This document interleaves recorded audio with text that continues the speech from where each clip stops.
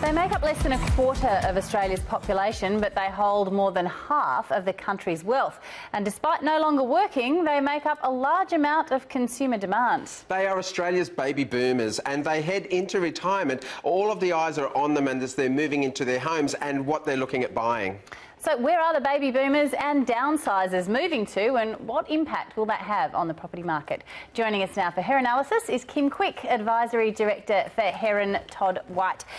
Kim, great to have you back with us once again. Thank you for having me. The baby boomers and downsizers do cop a bit of flack because they've had the best of everything, haven't they? And they seem to be... Yeah, they've got the capital now to enjoy. So you certainly can see that there's been some different trends in the property market over time, and the baby boomers really are that section of our market that's been able to capitalise on equity value.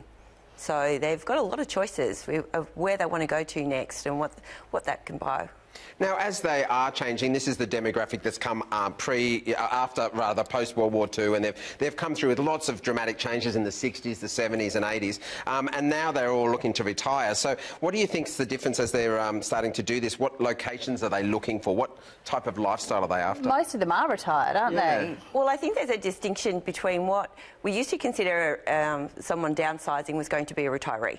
They were selling their equity, their house, they were going to capitalise, move up the coast, live on a pension. Do lawn bowls. That kind of thing. The baby boomer is not necessarily doing that. They're quite well funded with their self-managed super funds, with their equity in their home. So their lifestyles options are quite broad. There's very much a bit of a lock up and leave mentality. You know, the unit, the low maintenance property that they can close the doors, go on a cruise, come back to. Take the RV wherever it is, or go on that tour around the country. But so location is still a prime driver, and accessibility to the services that they're going to be looking for as they enter into that next stage of life. All right, let's take a state-by-state look now at where the baby boomers are moving to. In Sydney, what are the sort of areas they're favouring? There's been a certain trend in a lot of suburbs as the baby boomers are moving on, and it can be quite location specific, but you've got over 55s is a very large portion of our market, and there are certainly developers that are quite savvy about what that market is looking for. That's high-end quality product. It's not necessarily downsizing in value, it's just downsizing potentially in size. So there's a couple of examples in the eastern suburbs, one in particular in Vaucluse, very much a targeted over 55s complex, very small scale, but off the plan sale at $13 million for a 5-bedroom unit is not downsizing in value. No, definitely not. Not for the majority of us. Sure, so. but... A 5-bedroom unit, there can't be too many of those around. But to put that into perspective, Kim, there would be people who would be in that suburb moving from the suburb nearby or within that suburb who are perhaps downsizing from a home that is worth a lot more than that. That's exactly right. So it's relative. It is exactly that. There's, the Northern Beaches has certainly got... I'd quite like to upsize into that. I think you and I could be quite happy there. Are we ready to retire yet? It's pretty amazing. There's not too many places that not too many opportunities, so but it's certainly been able to capitalise on that location spill.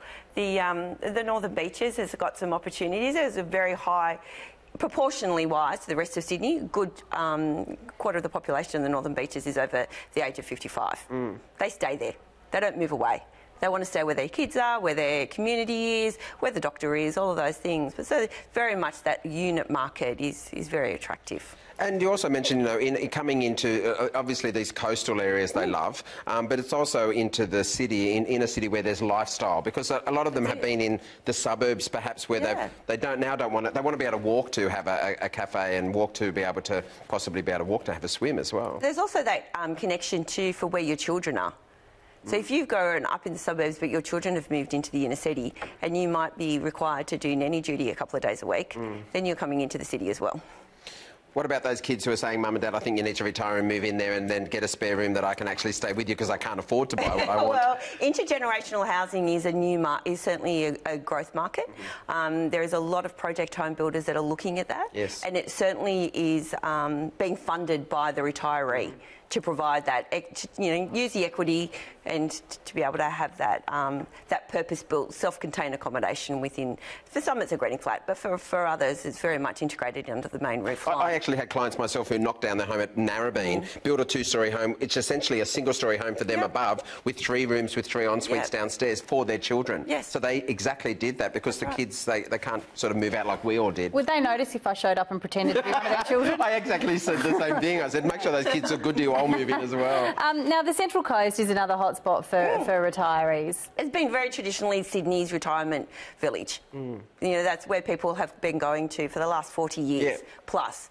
And as part of that, then the location itself becomes geared towards that market. So you've got hospitals, you've got facilities there, you've got the skin specialist. Yes. You've got a community that is built up, and there's a big Westfield there too, big shopping centre with everything. There's all of those you need. things, but in your retirement villages that are actually built now, you'll have that stage development. So you know, the independent living, the assisted through to nursing home. So it's kind of a one space to go into and to build up the rapport with the local doctor and the community bus and all of those. It's interesting, Kim, that you point out the difference between that older generation, sort of the over 80s, if you like. When they retired, they were happy to do the lawn, but it was different. But now this younger generation, there is more to offer them at the Central Coast, which wasn't there for the generation above them. No, that's certainly right. And I think that's replicated throughout the state in different regions. You can certainly see that trend line. And to be honest, the baby boomer generation demands more. Yes. Yeah, don't we know it? My parents are that generation. Yeah. Let's go to Melbourne now. Where are retirees sort of placing themselves in Victoria? They're following the similar trend lines. You know, you've got that inner city location, you've got areas that are coming up for regentrification that they're appealing to, you've got certainly some suburbs like Craigieburn would be a suburb that you would draw on. Naranda, which is interesting because Craigieburn, we see a lot of auctions of family homes in Craigieburn, so that was presumed with people placing themselves near their grandchildren and stuff as well. I think it's very much. If you think about that affordability point of view, retirees and young families are about the same price point. Right. That's an interesting figure to draw. The Central Coast originally was, you know, you couldn't afford to buy in Sydney, so you went to the Central Coast. Sure. You couldn't afford to retire in Sydney, you went to the Central Coast. Right. They're now matching. Okay. Yeah, so you can look at that the family can afford to live in that location, and then the grandparents are going into that location as well. Yeah, I mean, look, we're looking at some of the points there that you've raised, that are close to public transport. I think that that's so important, and because they're also a very active generation that are really out and about. They're not, you know, they're not homebodies by any means. They're going to the theatre. They're going to Independence is key sporting to a events. majority of them. Yeah. They still want to be an active member of their location, and quality healthcare, I think, is very much high on the list as we age. Yeah. You know, I think that's quite natural. They're not just sitting in recliners watching daytime television, are they? It's not what retirement looks like. Smoky Dawson chair. Now, Queensland, this has long been a retirement hotspot for the whole of Australia. Yes, that's right. And I think that you can also draw that comparison that if your children migrated to southeast Queensland 10, 15 years ago, as you retire, you're going to follow them, so that you're closer to your grandchildren and you're closer to that environment. You know, certainly there's the sea breeze location and the quality of, you know, number of days of sunshine.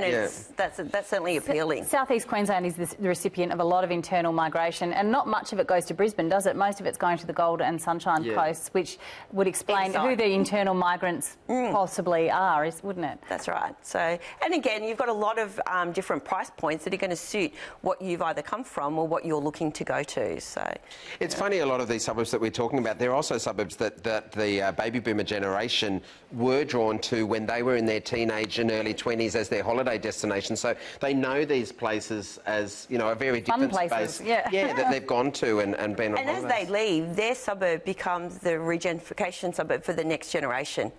You know, they've been living somewhere for 30 years. They haven't put in the new kitchen, but the next purchaser can. But they want to go to a house that has a new kitchen. Yes. Yeah. You know, they've earned the right to the new Caesarstone. They just don't want to go through the hassle of renovating where they are. Yeah, see what we're saying about baby boomers? And look, there's a term that's floating around called hipster retirees. Don't you want to all be called that? Yeah. Sound like we're hipster hosts. I don't like being a hipster anything. Yeah. Who can afford their deconstructed avocado on toast? That's that market. This is what they're looking for. So, and that goes back to that comment before: access to that cafe culture. Walk the dog down, buy a coffee. You know, have that sense of community. And they're also the recipient of many, you know, changes in technology, medical advances. They're a healthier, more active generation for that age than they were their parents or just the age group above them at the same age. Yeah. They're much more active. They are running and playing sport and still doing things. I'm not sure what the men in Lycra statistics are, but when you look at it, it's... Yeah. Can you find out for us before your next time? Where's this show going?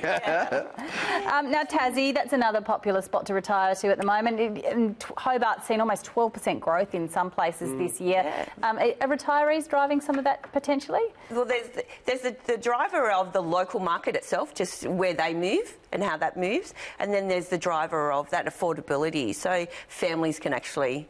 You know, one generation goes, the next generation follows on. So, and that's very much a foodie state as well. It's you know, we know it for so much of great produce, and that's a really good draw card too for that generation who really want to enjoy their food and cooking and having entertaining with their family. Or being able to go somewhere that is actually, you know, within the confines of a state, but is not very far.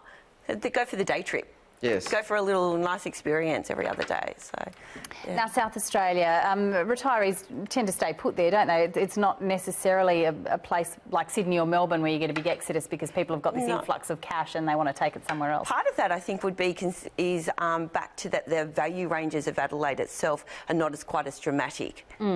As some of our other locations. So there, you know, you've certainly seen that location is the driver, that walking to your infrastructure, being able to get into the city, to going into the cricket ground or the field, whatever that's actually called. It's all very nice and it's all very lovely when you Adelaide go Oval. there. Yeah, the Adelaide Oval. So those modern developments are certainly being able to cater to that. And and Adelaide does sort of have it all because they've got the beaches, they've got the vineyards, they've got the hills, and it's still a fairly affordable... It's a city. It's got a really good hospital. Yeah. It's got all of the things that you actually need, and it's affordable.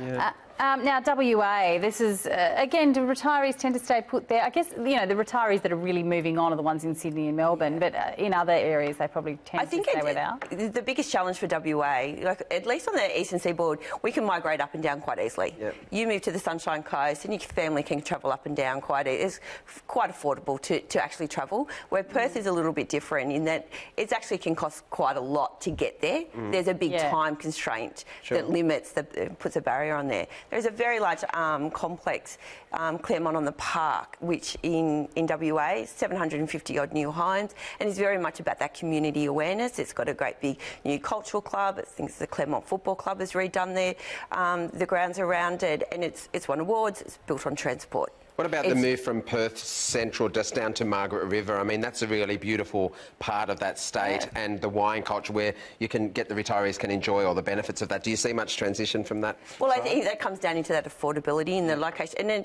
it becomes the driving distance of what we think is actually okay to get back to the kids that are still living in the city. And what is baby boomers movements? How does that affect the market as a whole? Well, it depends, I suppose. For the baby boomer itself, when they're looking at moving, are they looking at moving in the same market? So it becomes relative. But if you're looking at moving from a market that's potentially at the bottom of a cycle into a market that's at the top of a cycle, then, you know, the timing of that becomes quite critical to the success for you as a person as to where you're going. But the opportunity for a lot is, of the market in general, is that the baby boomers are freeing up property that has potentially been in a family for 20 or 30 years. Big family homes that there's only two of them in. That is, you know, and actually that's what schools are. Yes, correct. So baby boomers don't need 5-stream primary schools. Correct. They need good health care I grew up in Carlingford in Sydney, and that's a very baby boomer suburb. It was all new at that era. We came through at that time, and it's so almost the whole suburb is generationally growing because it was a baby boomer suburb. Yeah. And speaking of baby boomers, a big shout out to James's mum who made these beautiful poppies for us. She did. She Aren't they knitted gorgeous? them. Really good for tomorrow. So, yeah, very nice shout out there for retiree time. Hi, Mum. Thank you, Mrs. Treble. And thank you, Kim Quick. Thank you so Thanks much so much, for taking Kim. us through the baby boomer hotspots today. Thank you. This state-of-the-art home is a superb family residence that's been crafted to perfection. It's one of the finest homes in Drummoyne, Sydney, and it's up for grabs. This is 53 Denning Street, and we're joined on the line now by Ray White selling agent Chris Wilkins for a walk around. Good afternoon to you, Chris. Drummoyne's a great suburb. It takes a lot to stand out from the crowd there. What makes this home so special? Good morning, or good afternoon now, guys. How are you? Thanks for having me. I just think this truly is probably one of Drummoyne's finest homes. There's certainly some being built that might contest with it, you know, in time to come. But this is just amazing. I think its design, its location, its finishes. Our owner's he's a high-end shop fitter or shop fitting business, and he's basically done this himself. So you can imagine what the finishes are like. You're probably seeing the images now. Yeah, we are. We're looking at the shots now of the stairs and all those beautiful cabinets and wraparound built-in joinery. So hats off to them, because I can fully appreciate that, and I think even the novice can see the quality of finish in there. There's also a shot in here that was a night shot, Chris, and I think it just shows how invaluable great lighting is for a property, because there's a night shot there with lighting on there that's just showing how beautiful this home is, even when there's no beautiful sunshine. And you're right. That the lighting has been, if I can say, professionally done by a company called Light Matters, who are one of Sydney's top lighting companies. Whether it be from the front driveway right through to the pool and the surrounds of the backyard, the lighting is pretty special. Now, it just looks like it's made for entertaining, this home. Is that the way it was designed? Oh, I think so, yeah. It's just there's so many different entertaining areas, like obviously that terrace there with the fantastic views out towards Five Dock Bay and the Gladesville Bridge, to the putting green off to the side of the home, on the southern side of the home, the pool area. And they tell me themselves, the owners tell me themselves, they have different times or different days and different times on each day where they spend just time in those special spots that they have. Yeah, I think that's a great thing about this home. It's got sort of destinations that, as you said, you can almost use the home beautifully by different times of the day. And it's really made for entertaining too. It's got the beautiful Miele appliances and the Caterpillar finishes on the top. So I'm sure that's been ticking the boxes for people coming through. How long has it been on the market? The end of our third week, and we've just seen our 104th inspection. Wow. Oh, wow. And do you think all of those are genuine engaged buyers, or are there a lot of people just curious to check out such an amazing home? Yeah, no, there's certainly some curiosity there, and you know, that's relative. I suppose if you have 10 people through, you're always going to have some curious ones. But you know, we've got some really good interest, both from people outside of the area as well as within the area, that are recognising that they mightn't have to build the home on the block that they've maybe owned for a few years and been the work's done to do it. Yeah, correct, and to an amazing level. Now, it's 4-bedroom, 3-bath, 4-car, which is a really important thing, especially for this suburb. I think being able to be cross-generational living, some older kids' home, you might end up with extra cars than just the two. When can people view this property, and do you have a price guide? Yes, we do. They can view it any time. They've just got to give me a call. I'm happy to show them any time, Saturday, Sunday, Monday, whenever they'd like to see it. But it's open on a Thursday from 6 till 6:30, and again Saturdays 11 till 11:30. And currently our price guide's sitting at 4.5 million. Yeah, beautiful. Look, it's a great spot. I know it well. I'm not far away from there, and it's a beautiful home. So really well presented. Chris, thanks so much for your patience, and thanks for taking us through that property. Thanks for allowing us to be part of the show, guys. Enjoy your day. We're going to be very, very comfortable in the high 8s, and we're going to be pushing well into the 9s. But you're the market. You'll tell me what it's worth. Calling for an opening bid and offer now. You call it away, please.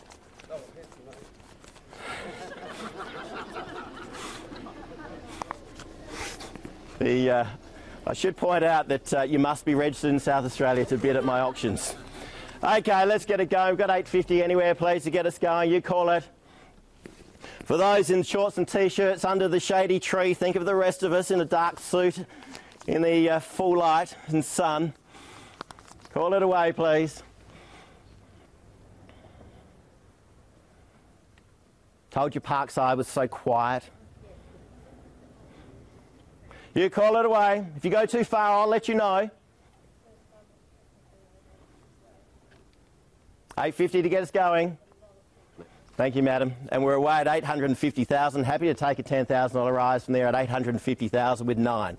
At 850,000, been offered with 9 now. Thank you, Edwina. That's most appreciated. That first one is so hard to get all the time. I really appreciate it. Thank you. At 850 with number 9 now, bid and offered. 850, take a $10,000 rise now at 850,000. On the first call at 850,000. Second call at 850. Welcome to the bidding, sir. Thank you. Number 2. Thank you, Markle. Number 2 at 860,000. 860,000. It's against you, madam. 860 is across the road at 70 if you like. 860 we have and 70 back in. 70 now. 80 if you like. 70 it's here. 870 we have. 870,000 going again, sir. 870 we have here on my right. At 870,000 on the first call at 870. Second call 880. 880, 90 if you like, 80 it's here. At 880, 90 if you like, 880 across the road. At 880,000, bid offered now, 90 if you like, madam, 880. At 880,000 on the first call at 880. Second call, 890. 900 new bidder, number 7. 900 with number 7 now, new bidder. Welcome to the bidding, sir. At 900, it's even. It's against Michael and Edwina. 900, it's even now. At 900, going again if you like. At 910, back in. At 910 with 9. At 910. 910 against you, sir. 920 on the knot if you like. 910 now. At 910,020. Sorry, Mark, I just go here. I've just got it, but I'll go 30 if you like. It's 920 here on my left with 7. 30 if you like. 30 now with 2. At 930. At 930,040 back in. At 40. At 40 with a 9 in front. 940,000. At 940,000. Done silent. No further at 940 on my right now. It's against the field. 950. Thank you. At 950,000.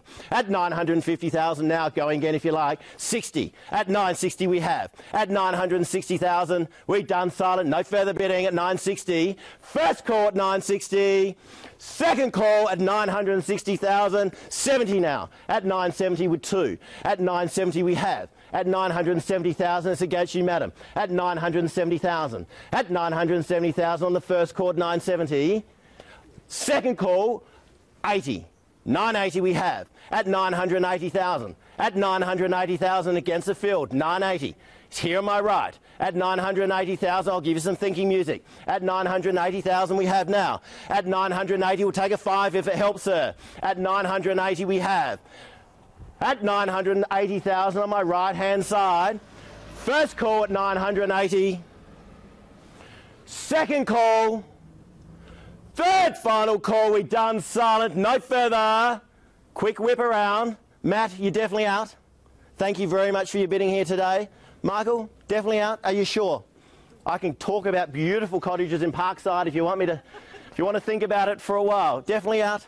Permission to sell. Thank you. I mentioned before for those registered bidders, I think there's 2 that haven't had a bid. Don't leave it too long, because the home is clearly selling at this price. I hope I've made that very clear. The home is clearly selling at this price. Edwina, you're holding the bid. Number 9, the government makes me call you. At 980,000 with number 9. First call, second call, third final call. You're definitely done, definitely silent, no more. Going, and sold to you, madam. Congratulations. On behalf of Clemic Real Estate, thank you for your attendance this afternoon. Have a great weekend. If any of you have been taking note of any of that and you realise that the end of the year is coming around quicker than anyone could think, it's a very good opportunity to get in now before you miss that opportunity and you come back next year in February, March when the auctions start back up and try and find something then. It's great buying. I'll give you that opportunity now. I've been promoting it at 1.2 to 1.3. Who'd like to give me a fair and reasonable start at 25 Balmoral Place? In your hands, ladies and gentlemen, 25 Balmoral Place, who'd like to make me a start? We know there's interest, we know there's contracts being sent out, we know there's been some questions around terms. You don't need to make it hard for yourself or drag it out. Best way to buy an auction is to bid, show your confidence, put your hand up, show your competitors that you want it, scare them off if you will. At 25 Arrow Place, ladies and gentlemen, who wants to start me at 1.2? Don't need to film me, ma'am. We've got Sky News to do that. You can just turn the TV on back at home. 1.2, can I say? Get fair bid. Anyone? Ned's got the better of you. I'll start you off. My one and only bid for the day at 1.2 million. Call you in for a rise of $20,000. First call at $1.2 million. All out, all done. It's funny, Mark. The only part we can't do is make people bid. Everyone wants to make offers beforehand, and then we come to the auction and no one wants to put their bid up. Incredible. At 1.2 million, we know it's great value. We know that next door sold for in excess of 1.6 million last night, ladies and gentlemen. So we know that we've got interested buyers. We don't need to play games. This is the arena. It's transparent. It can't get any fairer than that at auction. If you allow us to pass it in, we're free to deal with everybody and anybody after the auction. It's not much fun. Someone will miss out. Someone will not enjoy that process. Put your hand up. Be the highest bidder. Be afforded the right, exclusively, at the exclusion of everybody else, to deal with the vendor's reserve price. At 1.2 million, I can't explain that too much clearer, I can't think. First call at 1.2 million, we're all out, all done, prepared to miss the opportunity. 1.22, man, 1,220. Bids with me at 1.2 and 20 on top. 1,220. Won't be putting in another vendor bid. I will deal with you exclusively, ma'am. She's my highest bidder at $1,220,000. Sorry, 1,220,000. First call, all done and out. Fantastic buy at $1,220,000. Outstanding value for 3 bedrooms, a townhouse in South Yarra. I've got one this afternoon. If you don't, 2-3. Take your 3, ma'am. 1,230,000. Welcome to the bidding. Same for you, ma'am, if you want, or round me up to 250. 1,230,000. Bids against you now. Dealing with the highest bidder. First call at 1,230,000. Can't expect to buy it with one bid, surely. 40, can I say? 50. 1,240. 1,240 and 50, ma'am. 1,240,000 bids against you, gentlemen in the red shirt. 1,240,000. Come to a lot of properties with us in the last few weeks. You know that 15BR being sold for 1,620,000. You know that we've got Faulkner Street this afternoon for 1.7. You know this one got 1.6 and more. This is great buying. 1,240,000. Think of the value. 3 bedrooms, 2 bathrooms, 2 car parks, 2 courtyards, 3 balconies. It's outstanding value. I don't know if you're going to find something by the end of Christmas like this in this price point at $1.24 million. My bidder over here. First call at 1.24. You out? Prepared to miss it. Second call at 1.24. Third and final call, 1.25. Don't leave it so late. 2.55. Going in 5s now. 1,255,000. I'll confirm we're on the market and we're selling the property. Unreserved sale, ma'am. She's holding the keys. 1,255,000. Do you want them? At 1,255,000. First call at 1,255,000 and we're selling it. No late bids are allowed. Now's the time to get bidding. Get aggressive at 1,255,000 or you'll miss out. 60. Just wait. Need some time. Need a bit of time. At 1,255,000. Put a smile on your face, man. You're buying the property at the moment. First call at 1,255,000. Anybody else want to get involved? Now would be excellent timing, because if we call it down 3 times and the contract hits my hand, the property will be sold. No late bids allowed. The property will be sold. First call at $1,255,000. Excellent value. Second call. You'll be spending more than 1.5 next week looking for the same thing. At $1,255,000, it's good buying. One sold over here for in excess of 1.4. 1,255,000, it's a steal. Round me up to 1,260,000. Spending more money in flights back from Darwin, ma'am. At $1,255,000. First call. 126. Thank you, bid. 65, straight back. Don't need to wait as long anymore. Surely you got instructions to go further. 1,260,000, selling it. First call. Sorry, 265. 1,265,000 was selling. First call at 1.265. Second call at $1,265,000. Do you want me to speak to him? Because you should be bidding at least to 1.3. It's great value, and you know that. You've done your research. Where else in this street do you think you're going to get it for 1.3? You can't. Have a look at the one next door. I've renovated it. I'll give it to you, but in excess of 1.6. You couldn't spend 300,000 on this place. You can move straight into it right now. At 1,265,000. First call, can't be fairer, calling it down. Second call at 1,265,000. We're selling it. No late bids allowed. Third and final call, ma'am. We'll say 1.268. 1.268. I'll take it. We're on the market. And 70. That's how you win auctions. Nice quick bids. Put your hand up. Yell them out. 1,270,000. Make it 280. Lucky number. Could get it across the line. 1,270,000. First call at 1.27.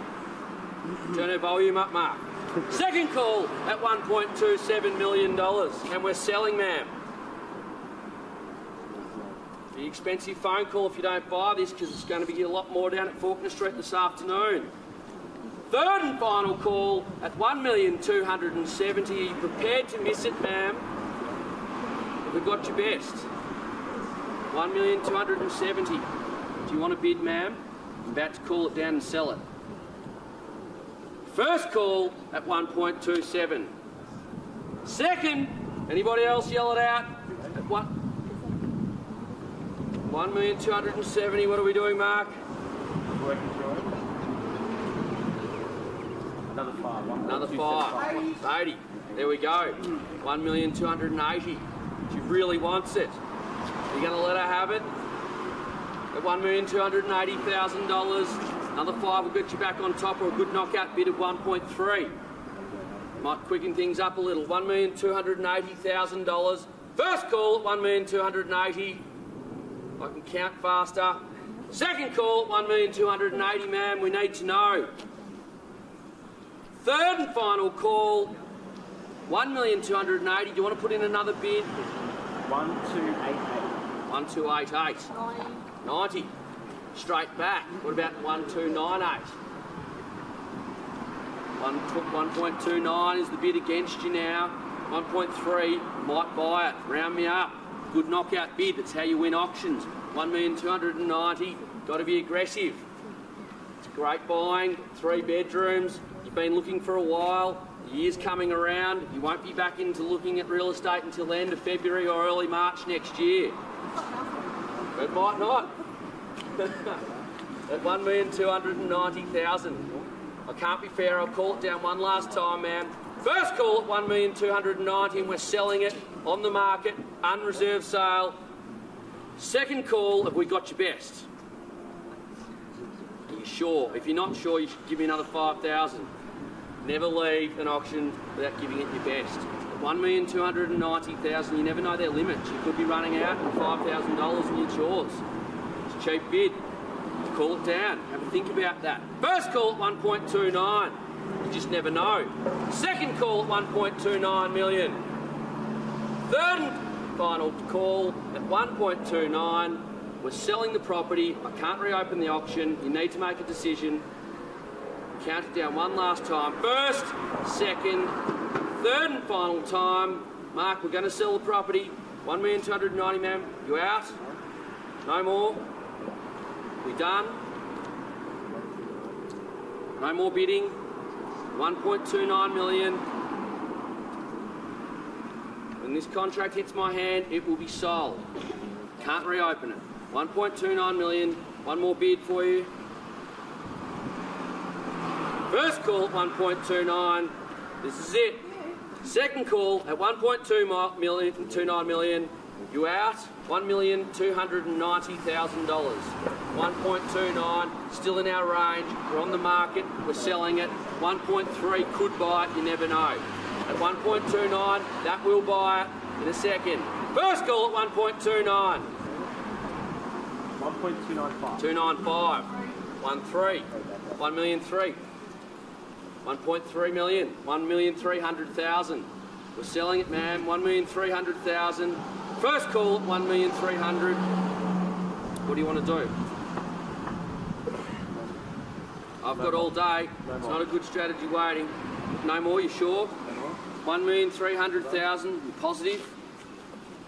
Okay, thank you for your bidding, ma'am. At $1,300,000, we're selling the property. Anyone else want to put up a bid? Make it very clear, because we're going to sell it now. First call at 1,300,000, and we're selling. Second call, all done, all out, all silent, at 1.3 million. Third and final call, all done, sold, and congratulations.